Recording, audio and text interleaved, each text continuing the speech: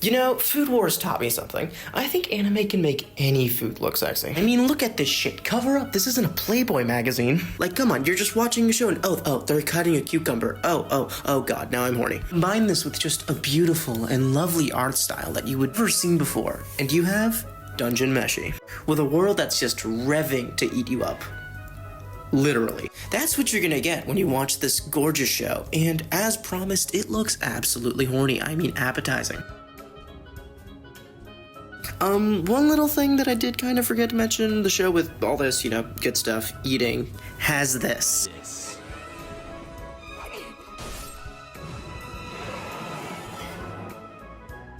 The dungeon in Dungeon Meshi, the vast and expansive world, just teeming with all sorts of things that would stab you. All guarded by some random 1,000-year-old dead guy and then some random femboy mage. And whoever kills the mage gets to keep the dungeon and all of the associated treasure, etc., etc. In Dungeon Meshi, we follow our main four adventurers, Laios, Marcel, Chilchuck, and Fallon. In Dungeon Meshi, we follow a group of 3 characters. Fallon gets one-shot by a dragon in episode 1, don't worry about it, it's kinda harsh, and sacrifices herself to get everybody out of there safely. Laios, who is her brother and the pseudo-leader of the party, decides to go back, but since they're all broke, will go back with rushed armor and equipment to find Fallon at the bottom of the dungeon. No. They actually spend their sweet fucking time just making food. When I tell you, it seems that they and I keep forgetting the main plot. I mean, I get it. They're like cool side quests. I would forget my dying, needing sister. In episode 1, they're eating scorpions, then sorbets from bugs, then slime, then whatever the fuck this is. I wasn't paying attention. Something with slippery eggs. It's very impressive how delicious in dungeon they make the things look. And I think it comes down to them being treated as actual monsters with lives in an ecosystem. Senshi, who is the group's father figure that joined randomly, knows way too much about how to cook a fucking scorpion from hell. Looks at like a 7-foot snake or like a literal blob man. Laios will just start yapping about the preparation process for 7 minutes. Biology, uses, cooking, fuckability. Nothing is spared without general context. Between the beads, you can see its teeny legs. With brooches and coins, you check the backside. With rings, if they're flexible, they're a bug. Tiaras need... Due to how strongly Dungeon Meshi seems to care about its own monsters, it makes its really odd world extremely interesting. Like, just hearing Senshi yap about slimes is fun. The world is so vivid and interesting of fantasy anime. Everything is always just happening if or on screen that's developing the story. It's so well paced. A great way they do this is just having every single little detail count.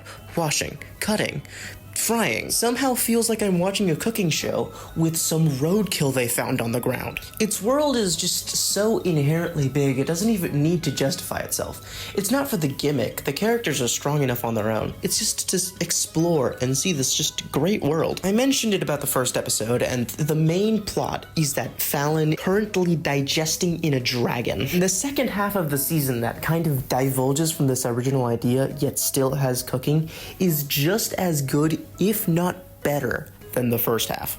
Now, while it does take a bit of a backseat as opposed, it's still part of the element, so it never truly feels like it loses ground. If nothing else, it feels like the link that connects our 4 main characters together on their quest. This thing that they've been doing constantly these last few episodes now connects them, and that's just nice. I'm going to try and avoid spoilers here because obviously I think you should watch the show.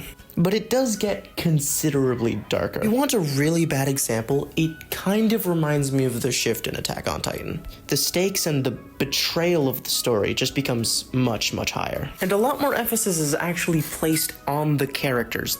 And to start, let's do the pseudo party member, Laios. He's a fucking moron. He's a double-edged sword character. He'll put everyone at risk to just eat monster. He'd also do everything in his power to save them. Marcel is an annoying fucking elf. She also goes occasionally brain dead, is then the most opposed to eating monsters. Ultimately kind of carries the team since she's the only one that actually like cast a fireball or something, fix Laios' legs. Chilchuck, despite looking like a child, is a depressed guy with a wife and kids. He's very much self-serving and a thief. and fits into the thief/lockpicker archetype, which he evolves from eventually, fortunately. I mean, generally less of an asshole. Senshi is one of the most bizarre characters I've ever seen. He's lived in a dungeon for like 10 years, so he just sautés everything he finds. It's a surprising amount of fan service for a DILF. Despite all of this, they all manage to stand as strong individual characters with deep flaws. You've all met like a French person,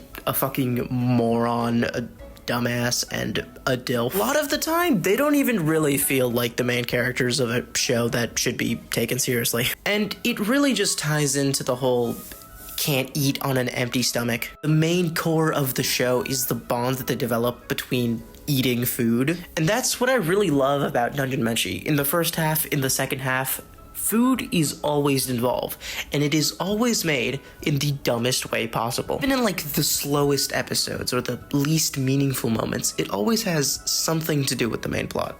And that's why I really enjoy Dungeon Meshi. These extremely long-lasting bonds of friendship, love, etc. that are just made by sharing a meal together is the real point and purpose of Dungeon Meshi. And it's a show I personally cannot recommend enough. Thank you for watching.